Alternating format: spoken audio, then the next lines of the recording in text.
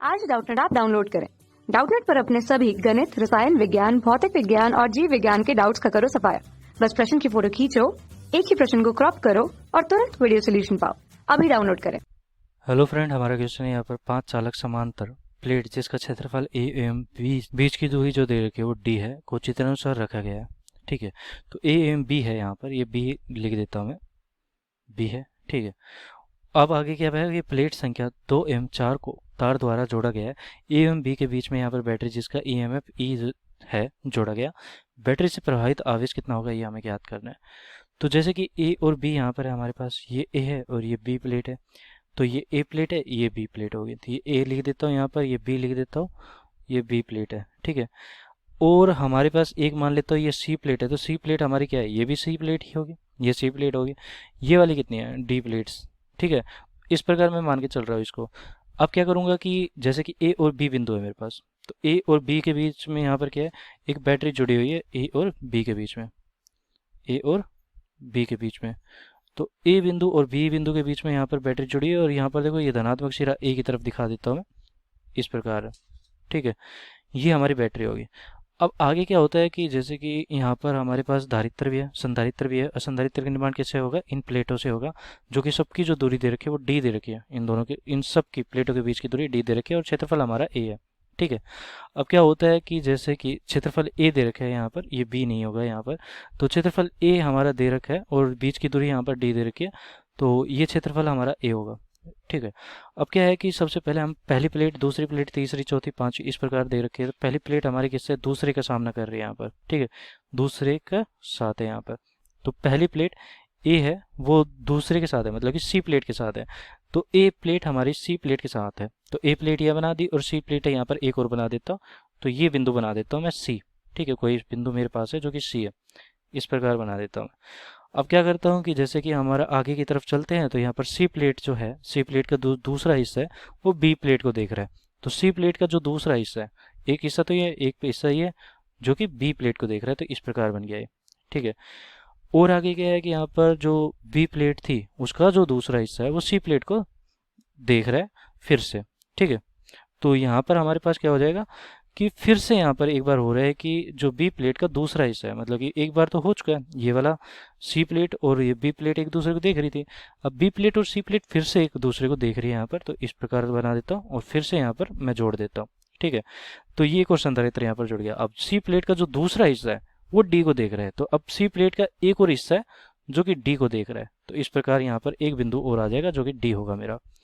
तो ये सारे के सारे बिंदु हो चुके हैं, इससे प्रभावित आवेश हमें यहाँ पर निकालना है। तो देखो होता है क्या है कि जैसे कि हम यहाँ पर संधारित्र है हमारे पास, तो संधारित्र है तो ये सारी सारी प्लेटें जो है आपस में एक संधारित्र का निर्माण कर रही है। और सभी संधारित्र क्या है, ये जो प्लेट है इनके बीच की दूरी जो है, देखो सी यहाँ पर जो संधारित्र है वो क्या है कि SL0 A बटा डी होता है। ठीक है, ये होता है धारिता, हमारी धारिता होती है। अब धारिता देखी जाए तो यहाँ पर एप्सिलॉन नोट सबके लिए बराबर होगा, क्योंकि एक नियतांक है। ए जो प्लेटों का यहाँ पर सबके बीच में दे रखा है कि ए जो क्षेत्रफल है सबके लिए समान है, और डी यहाँ पर जो बीच की दूरी दे रखी है वो भी सबके लिए समान है। तो यहाँ पर जो प्लेटें हमारे यहाँ पर जो बना रही है वो समान संधारित्र बना रही, तो ये भी सी होगा, ये भी सी होगा, ये भी सी होगा, और ये भी यहाँ पर सी हो जाएगा। ठीक है, इसको मैं क्या कह देता हूँ, ये कोई और बिंदु मान लेते हैं। ठीक है, छोटा सी मान लेते हैं इसको, फिलहाल के लिए छोटा सा सी मान लेते हैं। ये अलग सी है, ये बिंदु है हमारे पास। ठीक है, ये सी, और बाकी का ये वाली जो सी है ये संधारित्र है हमारे पास। अब क्या होता है कि ये सारे सी सी सी है, और जब हम हमारे समांतर क्रम में धारित्र जुड़े हो तो उस समय क्या होता है, समांतर क्रम में उस समय हमारी धारिता क्या हो जाती है, C1 प्लस का C2 हो जाती है।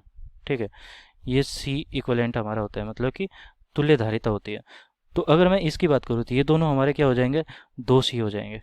ठीक है, तो 2C हो गए। तो एक तरह से मैं क्या कर सकता हूँ, अब केवल और केवल एक संधारित्र लगा सकता हूँ।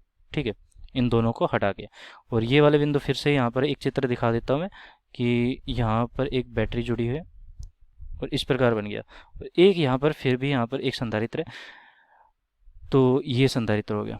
ठीक है, तो ये हमारा डी बिंदु हो गया, ये ए, ये बी हो गया, और ये क्या निकल के आई, ये 2C निकल के आई, और ये सी है, और ये भी सी है। ठीक है, और ये बिंदु हमारा सी है, छोटा सी।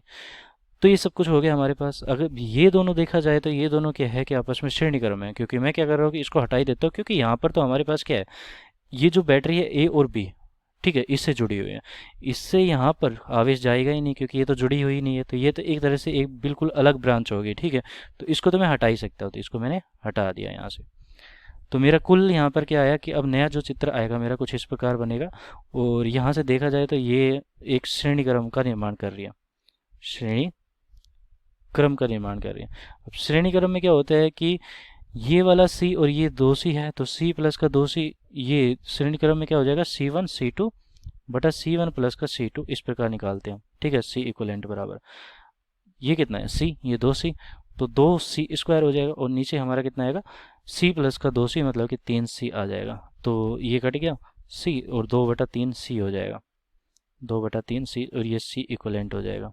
ठीक है, अब इसको आगे हल करेंगे तो कितना आएगा हमारे पास, बैटरी की जो यहाँ पर आवेश जो है मतलब कि प्रवाहित हो रहा है वो कितना हो जाएगा, आवेश बराबर जो प्रवाहित हो रहा होगा वो कितना हो रहा होगा, आवेश बराबर Q बराबर C इक्वलेंट गुना V। अब मुझे पता है कि C इक्वलेंट मैंने निकाला कितना, 2/3C यहाँ पर निकाल रखा है ये, और V का मतलब यहाँ पर जो विभवांतर है वो कितना है, E विभवांतर की मैंने यहाँ पर बैटरी जोड़ रखी है, E विभवांतर की बैटरी यहाँ पर देखो ये दिखा रखा है प्रश्न में, तो यहाँ पर भी मैं E लिखूंगा, तो 2/3 C एप्सिलॉन नॉट, या फिर देखो मैंने यहाँ पर बताया जो धारिता होती है वो कितनी होती है, एप्सिलॉन नॉट A/D और E गुना। ठीक है, तो 2/3 एप्सिलॉन नॉट A E/D, तो 2/3 हमारा कौन सा है, बी विकल्प सही है, 2/3 एप्सिलॉन नॉट A E/D, तो यहाँ पर बी विकल्प सही उत्तर हो जाता है। धन्यवाद। कक्षा 6 से 12वीं से लेकर नीट, IIT, JEE वो एडवांस के लेवल तक 1 करोड़ से ज्यादा छात्रों का भरोसा। आज ही डाउनलोड करें डाउटनेट ऐप या व्हाट्सएप करें अपने सारे डाउट्स 8400 400 400 पर।